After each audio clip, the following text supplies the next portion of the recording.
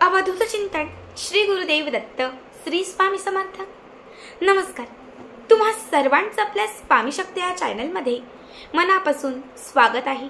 स्वामी तुम्हा सर्वांच्या सर्व इच्छा पूर्ण करो एवढीच स्वामींच्या चरणी प्रार्थना करते आणि आपल्या आजच्या या नवीन आणि सुंदर व्हिडिओला पुन्हा एकदा नव्याने सुरुवात करते। बघताना बघाच पुन्हा एकदा घेऊन आलेली आहे एक अत्यंत महत्त्वपूर्ण व्हिडिओ। आज या व्हिडिओमध्ये मी तुम्हाला अशा काही महत्त्वाच्या वस्तू सांगणार आहे।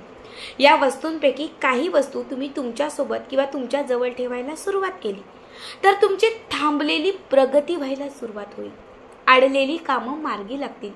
ज्या ज्या गोष्टींमध्ये सतत अपयश येत होतं त्या प्रत्येक गोष्टीत तुम्हाला यश मिळेल। बऱ्याच वेळा कुठलं काम घेतलं, घराच्या बाहेर पडलो, कुठेही जात असताना मनात सारखं येतं, मला काही बाधा होईल का, मला कुणी नजर लावेल का, माझ्यावरती कुणी काही वाईट शक्तींचा प्रभाव करेल का, कुणी मला तांत्रिक बाधा करेल का। बघा, आपल्यापैकी बऱ्याच लोकांना या बाधांची सतत भीती वाटत असते।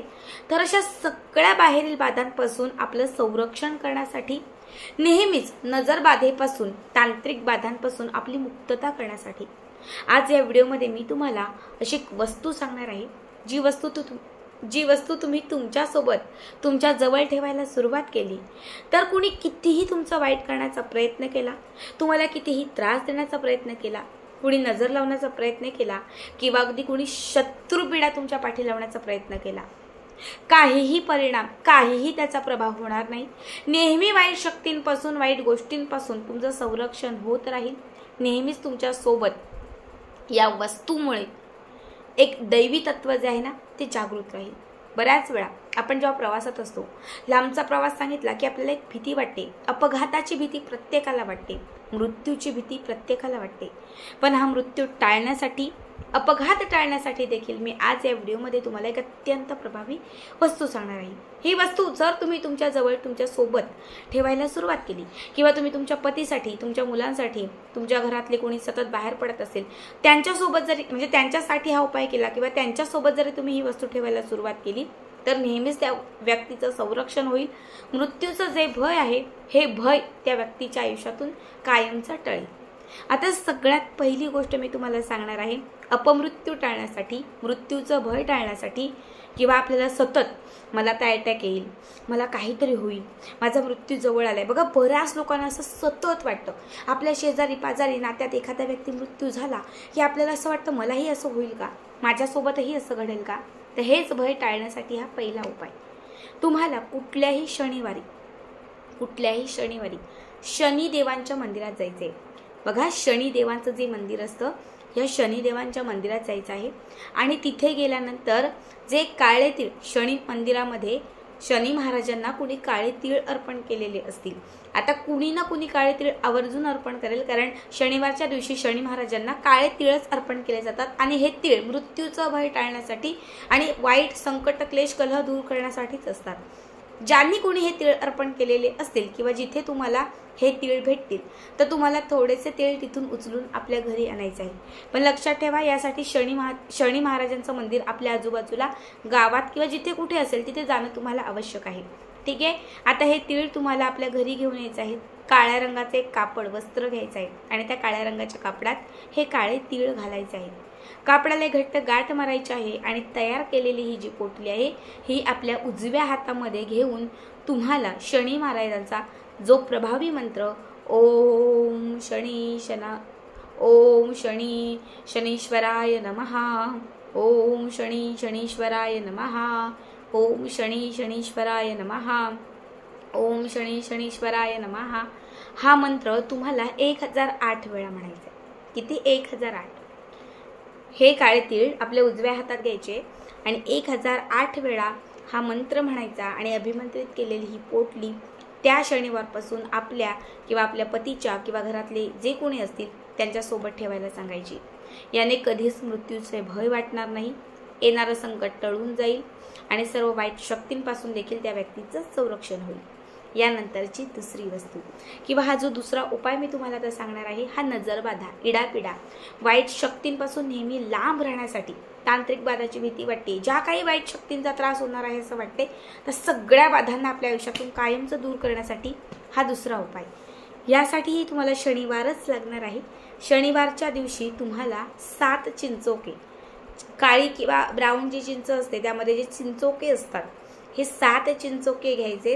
काळ्या रंगाच्या कापडात 7 चिंचोके बांधायचे आहेत आणि ही पोटली एका प्लेटमध्ये ठेवून घराच्या दक्षिण दिशेला ठेवायची आहे. आणि दक्षिण दिशेला ठेवून म्हणजे एक 5 मिनिटं दक्षिण दिशेला ठेवा.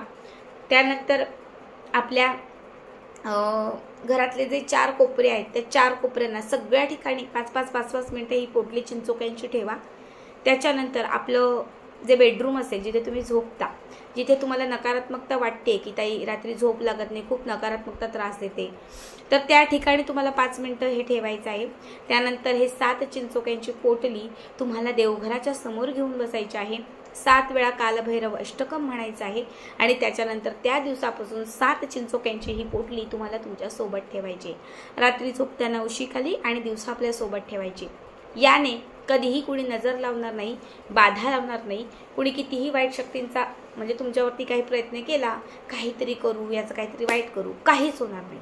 कारण काळी चिंचोके हे नकारात्मकता, वाईट शक्ती, नजरबाधा सगळ्या वाईटाचा नाश करण्यासाठी चिंचोके हे खूप महत्त्वाचे, खूप प्रभावी असतात. जसे शनिवारी तुम्ही काळ्या रंगाच्या कापडात हे काळे चिंचोके घालाल, अभिमंत्रित कराल आणि स्वतःसोबत ठेवायला सुरुवात कराल, 100% रिझल्ट तुम्हाला येईल. तुमच्या आयुष्यातील सर्व इडापिडा, दरिद्रता दूर होईल. यानंतरचा पुढचा उपाय हा प्रत्येक गोष्टीत यश मिळण्यासाठी, रात्रंदिवस आपली प्रगती होण्यासाठी, कामातील अडथळे दूर करण्यासाठी हा चौथा उपाय, चौथी वस्तू. यासाठी तुम्हाला लागणार आहे तुरटी. त्याला फिटकरी असं म्हणतो. एक तुरटी घ्यायची आणि त्याच्यासोबत एक चांदीची तार. एक तुरटी आणि त्याच्यासोबत चांदीची तार. हा उपाय कुठल्याही गुरुवारी किंवा शुक्रवारी करायचा.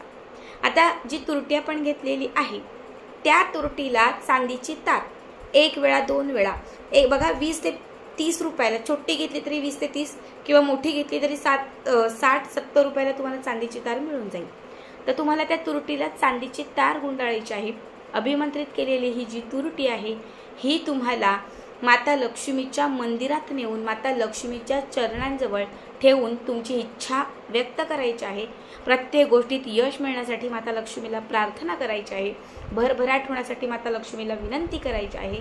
आणि त्यानंतर ही तुरटी जी चांदीच्या तारात बांधलेली आहे ती घरी घेऊन यायची आहे.